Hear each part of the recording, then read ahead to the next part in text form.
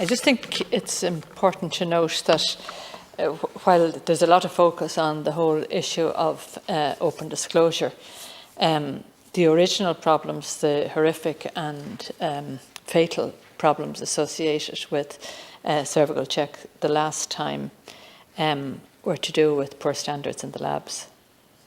And that was the fundamental problem. And I mean, we read in the last week or two some of the background to that decision that was taken in 2008 by the then minister to outsource all of the lab analysis to the United States with no regard for the poor standards that applied. And really, I suppose what Dr. Scally came up with in that regard was absolutely horrific and shocking. And I think, you know, there has to be lessons learned there, both in terms of health services, but across the board generally. And the argument that the then minister made for removing the labs from Ireland, and there had been several labs dealing with very large numbers, and there hadn't been an issue about it before then, but the work was taken away from Irish labs and outsourced to low standard labs that, you know, had fatal consequences in the United States, was done on the basis of saving money. And they were told that, you know, the minister was of the view that the cost of doing so would be about a third of what it cost to do the analysis in Ireland. And it's turned out that, you know, in human terms originally and primarily in relation to lives that were lost unnecessarily, that was a massive price. But also, you know, for all of the other reasons in cost terms, it turned out to be a massive cost. And as a result of that, of course, we did lose a lot of expertise and corporate memory and corporate expertise and all of that. That is going to be very hard to restore to labs within Ireland. So, like, fundamentally, we have to get a guarantee in relation to the standards in labs. And while I note what Dr. Scally said about Quest currently, we do need to accelerate the whole programme of developing the capacity in the CUM.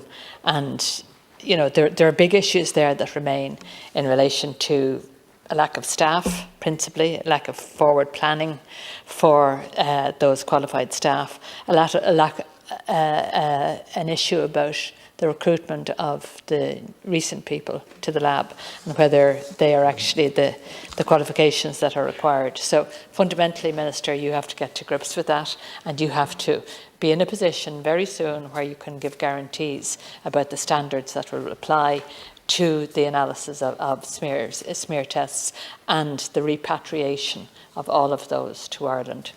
The other point I would just make is in relation to the duty of candour, which obviously is another key issue. And Dr. Scally again said, you know, the duty of candour should come as naturally as breathing. But there hasn't been that culture within Irish medicine, and that has to be addressed. And it's all very well to talk about legislating for future arrangements.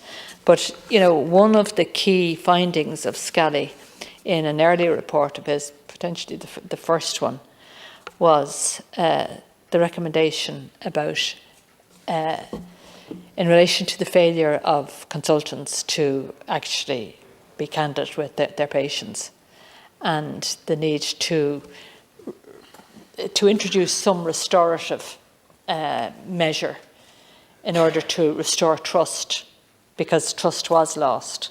And the recommendation coming from Scally was that there would be restorative meetings and that all of the consultants involved in that period would make arrangements to meet with their patients to try and restore trust, to apologise and to provide some kind of acceptable explanation as to why patients were kept in the dark.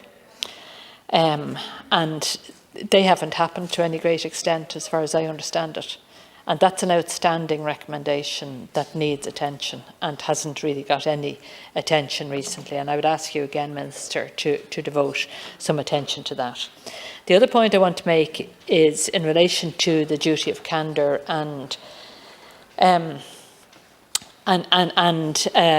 women being able to request a review, and that's only right, and I welcome the proposals in these amendments that you have brought, Minister. But there is an issue about the list of notifiable incidents, and I spoke to you about this earlier. And again, Scally was very clear about this, and he was saying the limited scope of the bill is problematic. The bill only specifies the mandatory requirement for open disclosure in the case of 13 categories of incidents. 12 out of the 13 highly specific incidents where notification would be mandatory relate to the death of a patient. This, under any circumstances, represents a tiny proportion of harm caused to patients through clinical error. So I had tabled amendments to include the term significant harm along with, as well as death, in those 13 incidents. And unfortunately, the amendments were ruled out of order. I think that's entirely wrong. And you've said, Minister, that it's your intention to extend the definition in the schedule. And I'd ask you just to put on record here that you intend doing that, because I've been in touch with the 221 Plus group over the last week or so in relation to your amendments, and that is one of their principal concerns. It was actually the only concern that they relayed to me.